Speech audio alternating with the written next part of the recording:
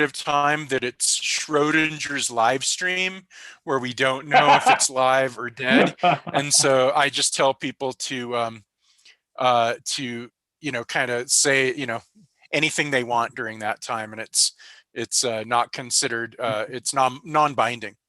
But I said, we'll take your health care, and I have nothing to give you in return. It is bizarre when you think that America spends more than the rest of the world combined on its military, and yet can't find that wealth resource to plow into healthcare. And you get it inspires art, like Breaking Bad. That just wouldn't happen in Britain. I remember seeing a meme or like a little cartoon about that, where it's like a 2-minute long. Oh, you've got cancer. Well, thankfully we've got your NHS, and so you can continue doing what you love. The end. I mean, we're really fortunate in Britain to have an NHS, and it's the legacy of the 1940s and very early 50s Labour, socialist government that we had under Clement Attlee and Nye Bevan. They just forced it through, and it's just such a brilliant thing that happened in this country. It really does make me feel quite fortunate, to live in a country where from cradle to grave you will get healthcare for free at the point of access. So I think that's a truly great thing. But it's a struggle too. It's an ongoing struggle to keep it fully funded, to keep it fully staffed. And so where our struggle is in trying to create something in the first place, you've got what you've got, but there's always this sort of threat of it being chipped away, ever chipped away. Death by 1,000 cuts, right? Oh, exactly. You're so in tune with British politics. It's really good to hear that. I guess. It's not a good thing. That's the situation, but it's just that's I'm quite impressed. But the issue is it's a semi-political football. I'd say that most of the British population, whether left or right wing, supports the NHS, and it's kind of become imbued as a patriotic issue. So obviously that gets the right on side, and the welfarist issue, which is originally set up for, that gets the left on side. So there's a broad range of consensus that it's a good thing, and we should try to continue with it. There is a little edginess on the right where they're like, oh no, we should have healthcare like in the United States. Mm-hmm. And what's that? I don't understand. Like that, to me, it's like, you've got, 5 really nice restaurants, and then you've got Del Taco, which is the worst taco fast food restaurant in America. And it's like your far right is like, no, we really think that, Del Taco is much better than PF Chang's or whatever. And I just I know that during the Trump years, there was this constant talk of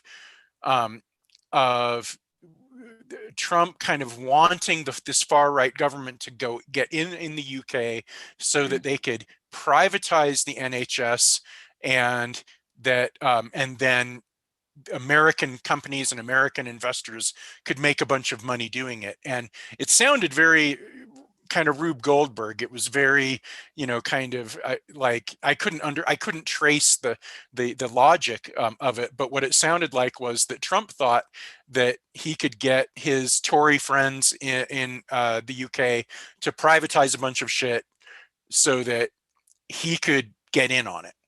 Because that's how he thinks is, these are all schemes that I can get in on and things like that. But I don't think it doesn't seem like there was any chance ever of that happening, but it was part of the American far right narrative that was pro-Brexit, right? The pro-Brexit narrative is, if we do Brexit, get out of the EU, we privatize all this stuff, then that's really cool investment opportunities for people in the US.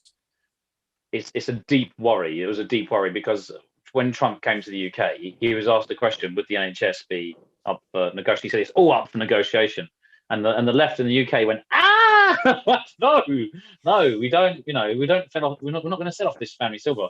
But the truth is, when Thatcher came in the 1980s, she created an internal market in the NHS and she semi-privatised it. And we've had a Conservative government for 10 years, and they've done quite a lot of PFI schemes, so private finance initiative schemes. They've done it in education as well, by the way. And I'm a teacher, and like they've sold off the schools, and they're being remortgaged back. And so for 25 years, there's all this debt, and it's all mounting up. But there's a short injection of money, and that's what they do. They get this short boost of money, and it improves the economy for a little while. But then long term, the consequences are very poor in terms of social conditions for the people, and they start to get angrier and angrier, and their ire and their anger is pointed the wrong way. So the right in England and the right in America, the self-same thing that they've got is just they're angry, but they're angry about the wrong things. They haven't got the vocabulary or the education to understand it's a social class issue. The social conditions is what they're angry about, but they're always pointing the finger. Like in Britain, they point the finger at Muslims. In America, it seems that it's Mexicans and also Muslims. And also, yeah. Where anybody that y'all hate anywhere else in the world, or that the far right hates anywhere else in the world, we have those too. Because we are sort of the mountaintop of all of that. But and I want to know more, and I want to talk more about the sort of mythology and propaganda that went into Brexit, because that was a shady vote. And it was, filled with lies, buckets of lies. But before we do that, I should probably introduce you. I should probably tell everybody, obviously, this is the Solidarity House morning live stream. Tomorrow, we've got Nina Lozano and her amazing work about feminicide in Juarez and border politics. Can't wait to do that. We also have a new podcast out just this last week, our interview with Kelly Potter on Marxism and transgender issues, which would surely piss off a lot of UK feminists and TERFs. That's one thing you do better than us, is you're better at hating transgender people than the United States, which, if that's even possible, but it is there. But today we're really excited. We've got Samuel Mack-Poole with us, a socialist historian and Viking poet. And I wasn't quite sure how to spin the Viking poet part. It sounds like surely the most interesting thing about you. But you teach history, you do podcasts and videos on politics. I've seen some of your other stuff. We were introduced by a wonderful mutual friend, and it's great to have you. Great to have you across the pond here talking to us. I know you don't have a lot of time, so I was wondering if you wanted to introduce yourself and say anything about your work. Yeah. So thank you. I'll explain the Viking poet moniker. I'm part Norwegian, and I do like to write poetry. So it's that simple. I've been a socialist for a good 15 years, really. I'm 36 now. I've protested many times, and I've headed off against fascists at Speaker's Corner.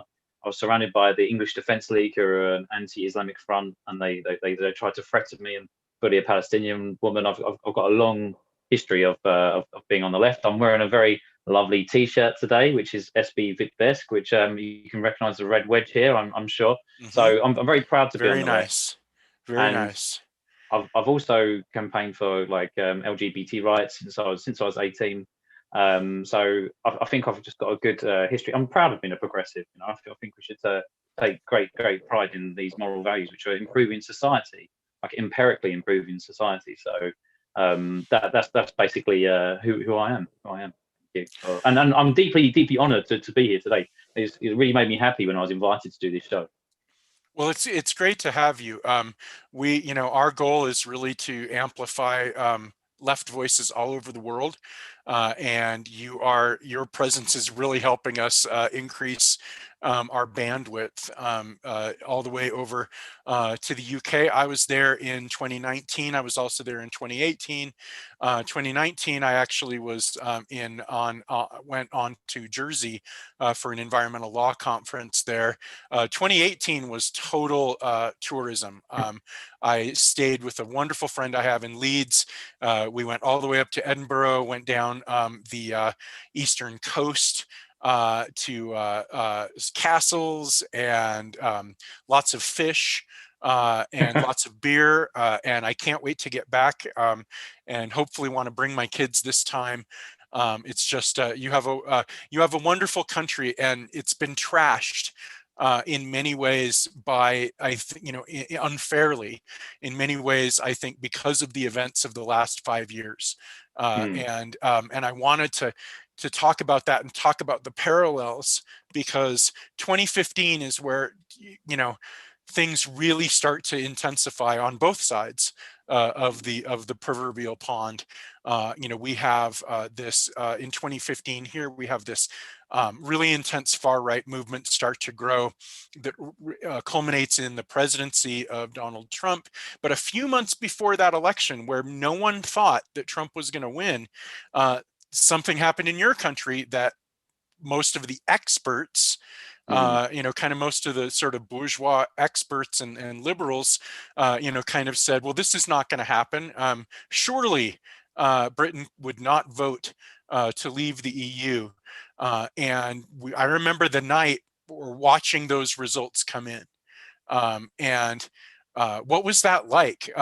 Was it really as much of a shock as it really seemed was. like? Okay, so it really was.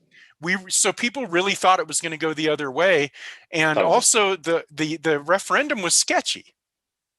It was sketchy. So if you allow me to elaborate why it was a shock and why it was sketchy, the leader of the Brexit campaign, really de facto leader, which got the most attention, is Nigel Farage, who's a very close personal friend of Donald Trump.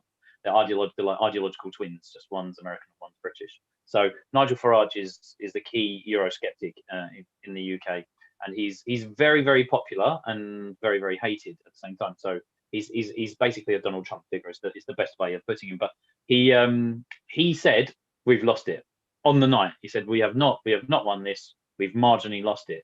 And so when the leader of that campaign says that they've lost it, and then you wake up the next day and Brexit's happened, that was just a deep shock across the UK. And there was a foundation of lies. There was the big red bus where it was like, we're going to plough X and X amount of money into the NHS because this is what we're putting into we're putting into Europe, and we're about to reallocate this money, and everything's going to be milk and honey, everything's going to be great, and we're going to stop all the immigrants. And there was a massive overdrive in the media of hate of immigrants, fear of immigrants. Immigrants are taking everything. They're taking all your job, and also they're taking all your benefits. So we call it Schrodinger's immigrant. They can't come to the UK and work and not work at the same time. They're not going to steal your jobs and take your benefit. It's just impossible. So it's this ridiculous mantra.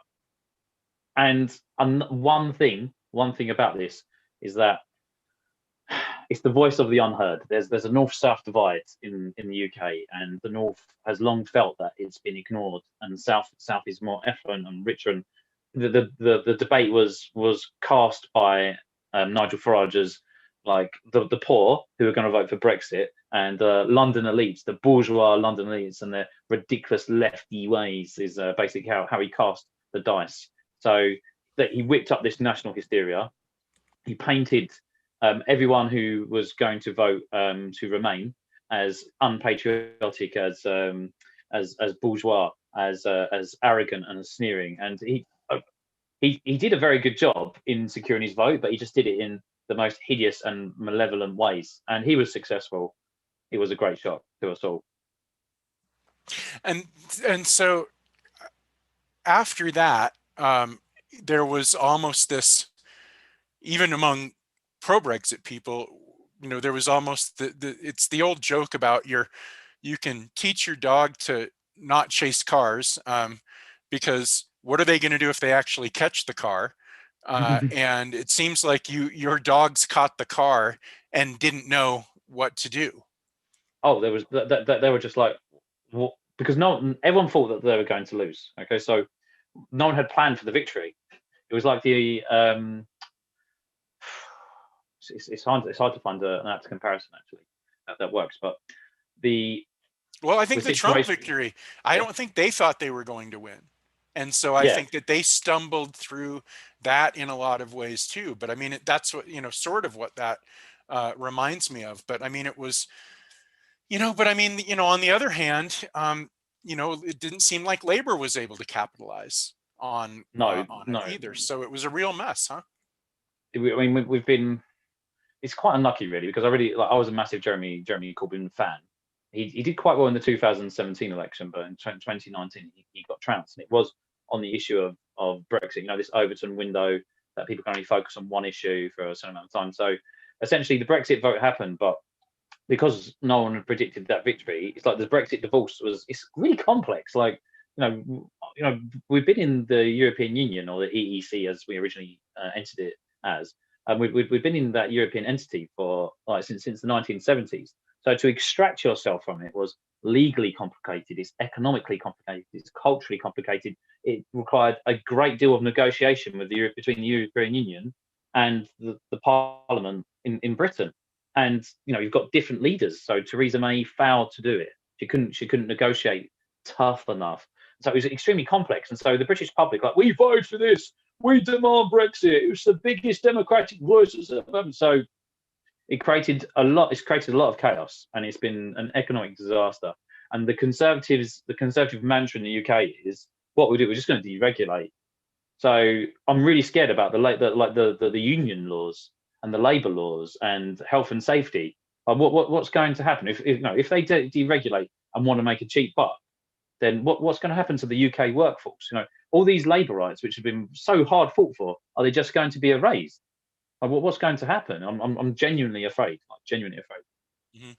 And what about the so there's the impact of the health of the labor laws, of other types of human rights laws that are all tied to your identity as a member of the EU. What are what are different political parties doing, or how are they positioning themselves in this? I mean, do you feel like that's something that Labor is going to take on? Are there other parties, other left parties that might um, consolidate around some of these issues? What do you think is going to happen? Well, originally the Labour Party, kind of like Jeremy Corbyn, there were two wings of the Labour Party. So one part of the Labour Party was actually Lexit. There was a left exit argument that the European Union was a bourgeois entity and therefore and hadn't really done much for workers' rights as much as it could have. And if we leave Right. and get a Labour government, we'll be able to create a socialist paradise. So there was a genuine Lexit wing of the Labour Party, and then you had the Remain, the staunch Remain part of the Labour Party, and Corbyn wanted to keep these two parts of the party together. So he tried to be neutral on the matter. Like, oh, we're not the party of Brexit. We're not the party of Remain. We're neutral. And how can you remain neutral on a binary issue? It's really, really, really challenging. So he kind of fluffed his lines as you were, and that's a massive reason why they lost the election. Now, the current Labour Party leader, Keir Starmer, he's presents himself as a moderate. But he was a massive Remainer. He really wanted to remain, but he's now accepted the fact that Brexit is happening, and he's recently just released. He's been exposed for trying to create a more nationalistic Labour Party. That the Labour Party leader needs to be seen to be tied into the flag of the Union flag. Like we need to have this Union flag everywhere, and seems to have gone down this nationalistic path. And so a lot, I'm a member of the Labour Party, but a lot of members on the Labour Party who are left are leaving. They're like, well, this isn't what I signed up for. It seems to be that we're like the Labour Party or the Labour movement have been in disarray because they didn't react well to Brexit, or they didn't take a firm line. Leaving to go where? I mean, to the Greens, or what's the alternative? I mean, you've got the IS, you've got the International Socialist Alternative. I think that's something that a lot of young people have joined, especially student movement. I do have a lot of sympathy with them. I think, yeah, that's like a good movement. But I've stayed. I don't want to leave because I don't want the left voice to leave Labour. I think there should always be a left voice in the Labour Party. There's also some people have gone to the Greens. People who are more environmentally conscious, and there's a very good reason for that. I think we should be environmentally conscious. So, and the Greens were pro-Remain, yes. Oh yeah, very, very much so. The Greens actually, I think they were supporting Jeremy Corbyn. So the Greens get a seat in Brighton. It's the one. There's one constituency which votes for the Green Party in the UK. It's a real anomaly to the rest of the UK. It's the LGBTQ plus hub of the country, and they always vote for the Greens. But then she always lends her vote to the Labour Party when it's required. So there's a good understanding there of solidarity.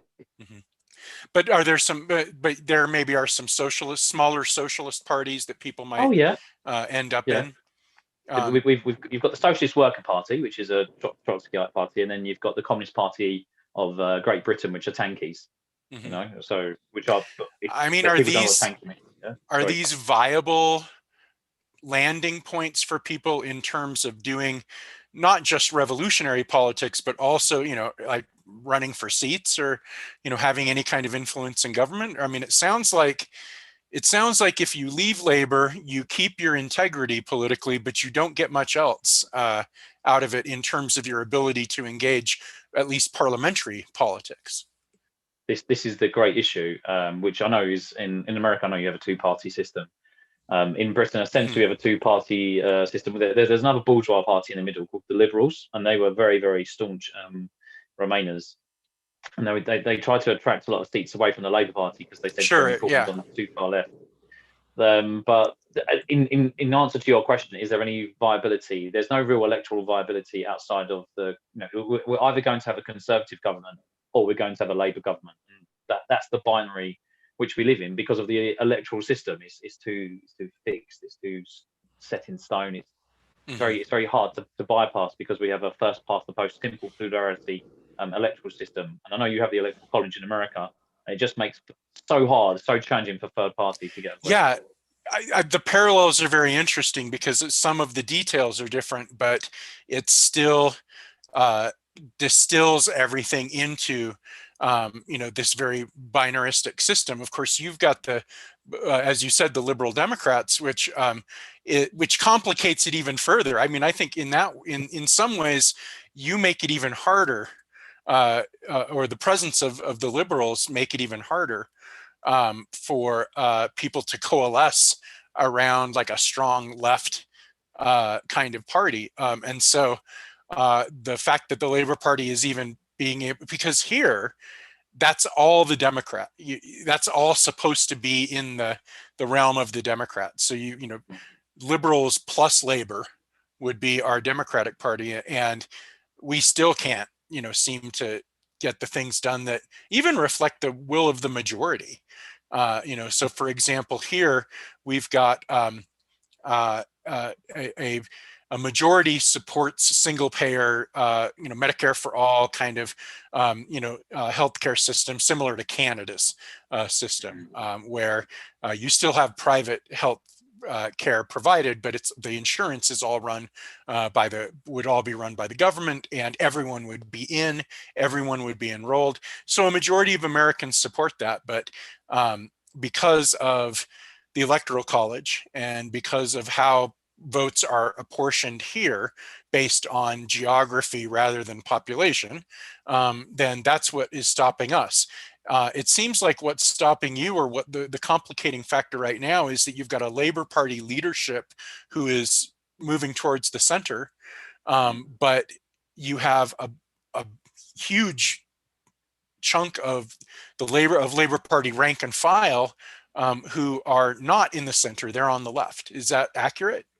That's completely bang on, and it is a genuine issue.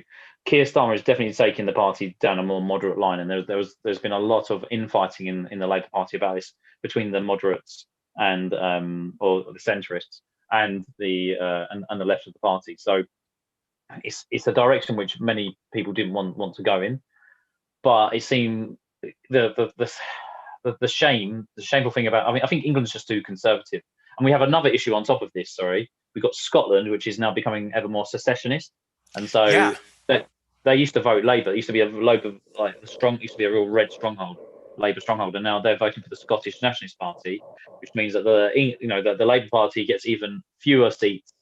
If Scotland had all voted for Labour, Corbyn would have won the election. So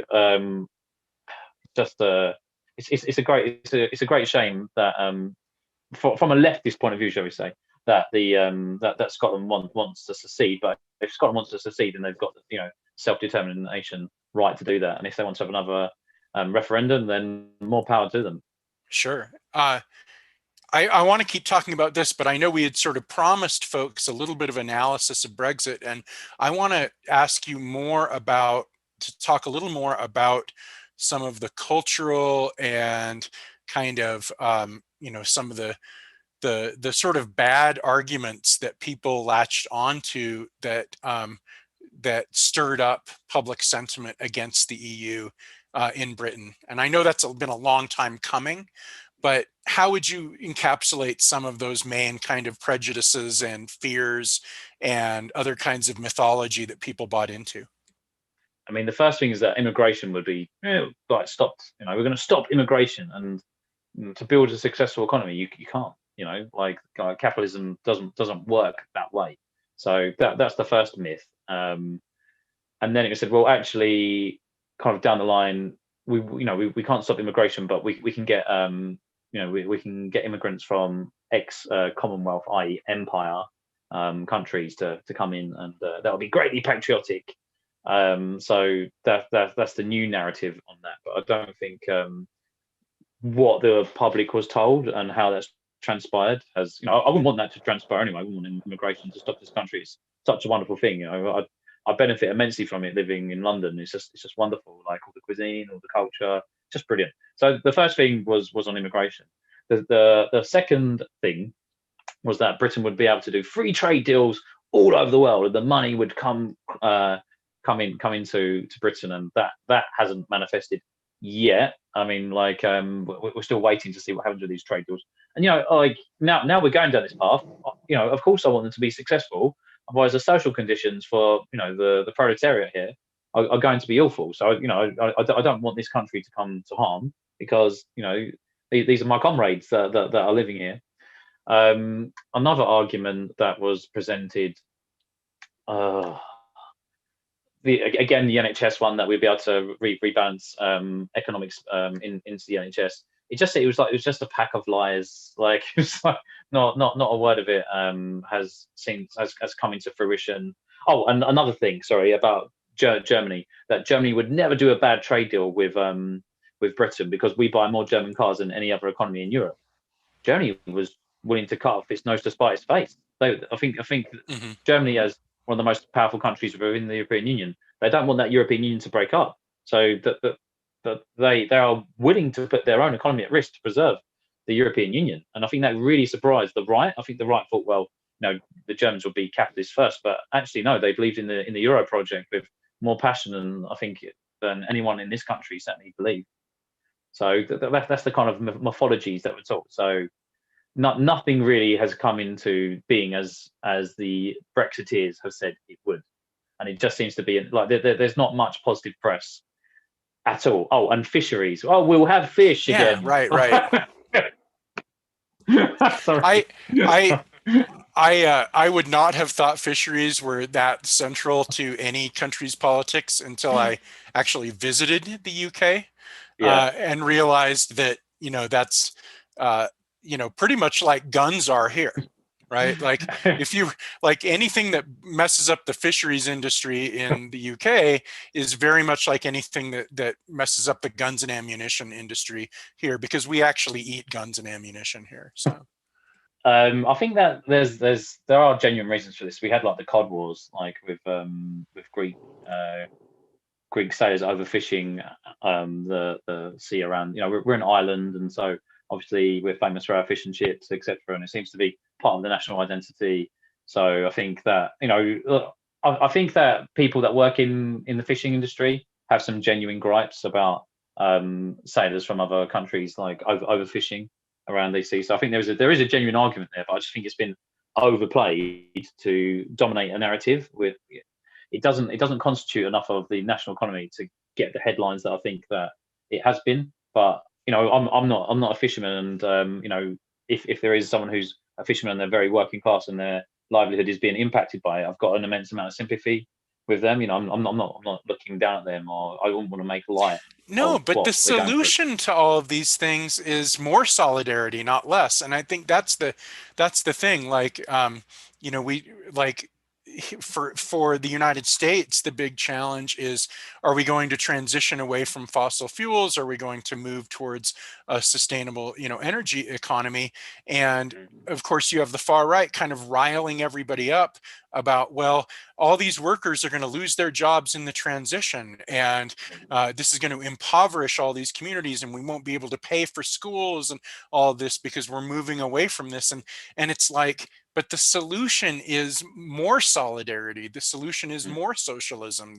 The solution is to collectivize these problems and solve these problems by combining our resources and sharing our resources. So it's like, they'll rile up workers, and they'll rile up people who are economically disadvantaged, but they'll only go so far with the logic. And they won't consider, well, maybe there are collective solutions to this where everybody can get what they want. And it seems like that was what was informing a lot of the public conversation around Brexit, where all these sort of artificial limits that are imposed by capital, and that that the solution would be for us to come together more tightly and not to fragment. But what got Trump elected here, and what I think, got you guys into the situation you're in, was this solution that we can't cooperate, that we can't get along, that all of these differences are truly irreconcilable differences, and that's the core of the myth that everyone seems to buy into. Yeah, I mean, solidarity is really dead, like in the UK. So to give you an example, just to follow on from what you're saying, for instance, like if the tube workers go on strike in the UK, like everyone who has to commute, rather than think, well, why are they going on strike, and like what's the issue and what's their demands, they're just castigated, complete castigation, and like, oh, they're always in the wrong. And the government has really tried to really come down hard on the tube and on transport for London. So solidarity is so integral to socialist politics and international politics, and it's so missing.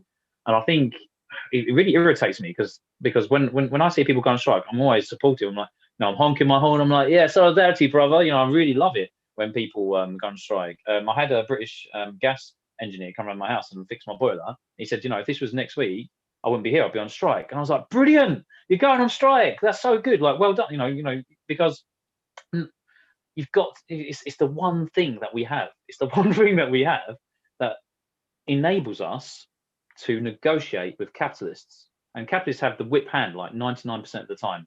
It's just the one time that we can negotiate a fairer, better deal for the working class people. And it's just not understood. It's like completely bypassed people. When we live in such a non-unionized. I mean, America's non-unionized as far as my understanding is. Britain's Yeah, very low non-unionized. unionization, but it's growing, and resistance is growing, and it's not perfect resistance. But what is interesting to me, and I don't, and it sounds like this is not something that you're necessarily feeling on your side of the ocean, but one result of Trump's presidency was that membership in left organizations grew exponentially. And so in 2015, there were 5,000 members of the Democratic Socialists of America. And there are now 90,000 members of the Wow. Democratic Socialists of America. An unbelievable exponential increase. A lot of that is tied around to Bernie Sanders' campaigns. And Bernie has done an amazing job of building not just his candidacies, but also of building a movement. And so that's been a big part of it. But I think a lot of it too was that, I think that there was some good, some of the resistance was shallow, but some of the resistance was genuine and deep, and reflected a sentiment that the way that we combat fascism is by building socialism. That the old the old saying, socialism or barbarism, that people are really, we're seeing the barbarism, right? We're seeing the barbarism of Trump, or the barbarism of Nigel Farage and his movement. So we feel like maybe we're heading in the right direction here. What signs do you see going on in Britain about the shape of politics to come on the left? Well, trade union membership has also grown. So I'm a teacher, and the union that I'm a member of, the National Education Union, the NEU, it grew tremendously over the lockdown because a lot of teachers didn't feel safe with the coronavirus in the school. And so union membership, I think, went up like by 100,000 members, or it was a ridiculous amount. It's between 60 and 100,000. Can't quite recall that statistic off the top of my head. And sorry, there's just one thing I just want to say. I love Bernie Sanders. He's amazing. He was a game changer in America, right? And he completely changed the narrative. And he has got such a great record of challenging homophobia. I just love that guy. Anyway, I know he's very popular in Britain too. He was saying things that I really wanted to be said in American politics and hadn't, or even British politics, and just hadn't been said. And he's so forceful, and I love his accent and things like that. But anyway, so I've got carried away in my Bernie Sanders. No worries, no worries. Union membership has grown in the UK as a consequence of union laws being changed. Like the government's tried to stop national strikes happen, so there's a lot more local strikes as a consequence. I think coronavirus has really helped union growth in Britain more so than Boris Johnson being Prime Minister, I'd say, because people are concerned about their safety. And the thing is being concerned for your safety isn't really a left or right issue. It's human survival, but it's benefiting the left because it's making people think, well, actually, these guys who want to protect our health and safety, the unions, they've got something good to say. Let's listen to them. And so, like NEU union around after Christmas, when schools were going back, so many teachers were deeply alarmed. Like, we've got this new strain in England, and it's like 50% more virulent, 70% more virulent. It's like a genuine problem. And that they came to their own, and they really put the pressure on the government, and the government had to back down to yet another U-turn on school. They had to close the schools for public safety, and that was a massive union win. So the unions have been much in the news agenda lately, and for me, it's been a positive thing. And the public seems to be more sympathetic now to union matters, and that's just one example. So the question is going to be whether Labor can capitalize on that electorally, but it sounds like you have so many this sort of ideological division in Labor that very similar to some of the problems that we have here with the Democratic Party, because it's supposed to contain these different sorts of tendencies within it. Yeah, the factionalism is very strong, and I think that the current leadership is looking to look more moderate. And so Keir Starmer has long been, no, you need to go back into schools. Teachers need to be back in schools, and kids need to be back into school. And I'm a teacher. I don't disagree. I'd love to be in my class with my kids. I love teaching. Like, I teach history. I love teaching history. It's one of my passions in life. But when it's safe, when it's safe to do so, and when it's safe to do so, yeah, of course. Let's return and educate the kids, and let's inspire them. We get the same thing. And President Biden is also trying to get everyone back into the schools, which, it kind of weirds me out, because that was a real right-wing trope for all of last year. It was really the right-wingers that were saying, everyone needs to go back. We need to, because they want herd immunity without vaccinations and really weird, things like that. So I feel like, I feel like both of our respective the leaders of our respective parties are centrists and are not necessarily definitely not in line with what we're talking about. I do think we're seeing more labor actions here too. We're seeing unionization drives. We lost a huge amount of the unionized workforce during the Reagan years and the Clinton years and everything that followed. So it's almost like we're almost starting not quite at zero, but close to zero. I think it was only 17% of the workforce was unionized. And so you have nowhere to go but up. And so we're getting some of that, but I love how this sort of public responsibility message for your unions is also tied up into the question of labor solidarity. And as a teacher, that must be really encouraging for you to see. It's great. It was inspiring. I'm not going to lie. It's inspiring. I'm good. I have a good contact with the head of our union. He's just got a public Facebook, and he talks to all his members. Kevin Courtney. He's a real solid guy. So I'm really happy that he leads the union. Going back to Biden and his centrism, he was basically just a not Trump candidate. I remember looking at the Biden Trump election and looking at reasons why people would vote for Biden. And I think the overwhelmingly largest reason was that he just wasn't Donald Trump. Precisely.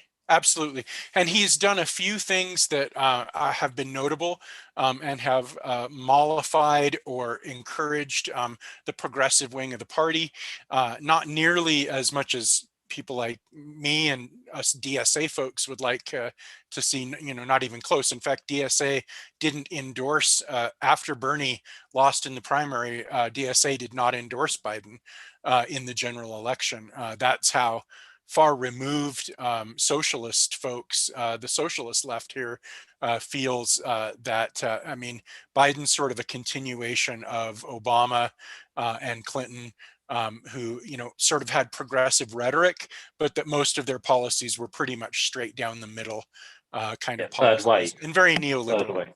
Yeah, like the same. Third same way, exactly. Yeah. But the Lib Dems. I mean, Hillary Clinton would have been a perfect candidate for your liberal Democratic Party. Yeah, I mean, and not a good candidate for labor. I mean, she would have not. That would have been a square peg in a round hole. But seeing some of your liberal Democrats and sort of the airy, empty rhetoric of unity and compromise and all of these things, when I see that party, that's what I think. I think that's the DNC, the Democratic National Committee here, and the leadership of the Democratic Party would be much more comfortable with the Lib Dems. Yeah, it's this the distance between the leadership and the rank and file, and quite often you'll get leaders that will just sacrifice their values just to get into power, and then it's often when you look at prime ministers, actually when they're in power, what they do is between the so-called right and left isn't very much, because essentially they're just bourgeois capitalist leaders. So in the end, the difference, which seems to be so stark at election time when they're in power, it can be quite minute, but there's so much mirroring between our two nations. So in the 1980s you had Reaganomics, we had Thatcherism. In the 1990s, you had third way Clinton, who appealed to that middle ground, umbrella politics, trying to appeal to everyone. Same thing with Tony Blair. So we've had this very interesting mirroring. So many similar situations and themes in our politics, and I just have a genuine hope that I see a return of trade unionism in America and in Britain, because it's, as I said, it's the one weapon we've got to help the working classes. I couldn't agree more. Yeah, really centering our politics around labor and the universal needs that people have. Not dividing, to stop dividing people, to concentrate on the things that we all need, and the role that labor plays in fulfilling those needs. And, you talked about how the love that folks in Britain have for Bernie Sanders, and I would say that was very much reciprocated for Jeremy Corbyn. And Bernie made these amazing speeches about doing things for people other than yourself, and doing things for people who you don't know, and that sort of solidarity. And I saw the same thing from a lot of Jeremy Corbyn's speeches, and in each instance, to see them not get to where we felt like they deserved to be politically. I feel like we were both deeply hurt on both sides, not only watching it here but also watching it there, because there were a lot of dejected people when Labor lost in your last general election.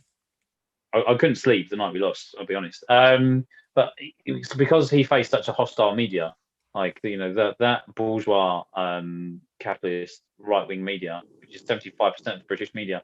They just character assassinated him. It was like ad hominem after ad hominem after have not ad hominem, like the most popular tabloid in this country, The Sun. They put him in a bin. They put him in a bin. Cool bin. Put him in the bin. Don't vote for him. Like, Yeah. but Bernie Sanders, the first time he went for the Democratic nomination, I just felt that he was swindled out of it by Hillary Clinton. She just used those super delegate votes. And I thought, well, how can the Democratic Yeah. Party be called the Democratic Party when it's not democratic, when you have super delegates? I thought that was Yeah. so corrupt, you know? And then the second time, what happened was all of the centrist candidates dropped out, and so that everyone could coalesce around Biden. There were clearly some communications made. Obama was involved in the process too. Some phone calls, and it just making it very clear at the upper echelons of the party that it would be that his further candidacy would be unacceptable. And although we didn't necessarily feel it on the superdelegate level in 2020, we felt it on the backroom deal level, that there were people kind of talking behind the scenes. And it's always really disappointing because the Democrats need that grassroots rank and file energy to win elections.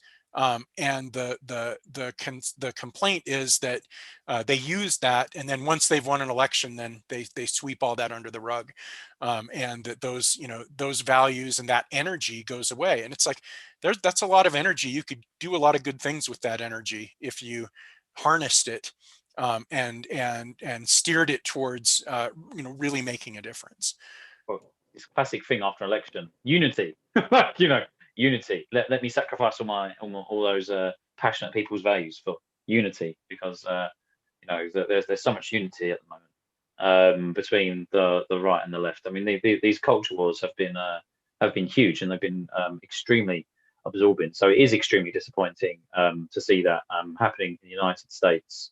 And I think that they want people just to feel happy that the not Trump candidate comes in, but that should be the very least of what the American left wants or deserves for its fine work in removing like fascist autocrat Yeah. out It of really government. was, So and it was the least fortunate, the least privileged, and the least materially well-off people that really made the difference in the election. And they were the ones who oftentimes braved the going out in public to campaign, and also making sure that everyone voted, and oftentimes, so often, get kind of the short end of the stick politically. But there's a lot of interesting things going on with both of us. It sounds like, unfortunately, we're out of time, but I would love to do this again, and I would love to do it, yeah, more than just one more time. Maybe we can center around some particular topics every time we do it. yeah, brilliant. I would love to hear more. You're a historian, so I want to know more about the history of the British left. Okay, And I would love, so even if we just wanted to geek out on history, brilliant. I I'd think love to that do would that. be great. Yeah, there's It's some so great nice to individuals. meet you. Yeah. Thank you. I was very, yeah, it was brilliant. I've really enjoyed this. So thank you very much for having me on your podcast. It was likewise, and I'd love to do it again. Thank you very much. Can't wait, Samuel. Thank you so much. Thank you. Thank you. This has been the Solidarity House morning live stream. And tomorrow we've got Nina Lozano talking about Juarez and migrant politics and border politics. Really looking forward to that. You can also support us on patreon.com/solidarityhouse. So please go there. You can also find all of our content there as well. Samuel, thank you very much. Have a wonderful evening there in Britain. Can't wait to do this again.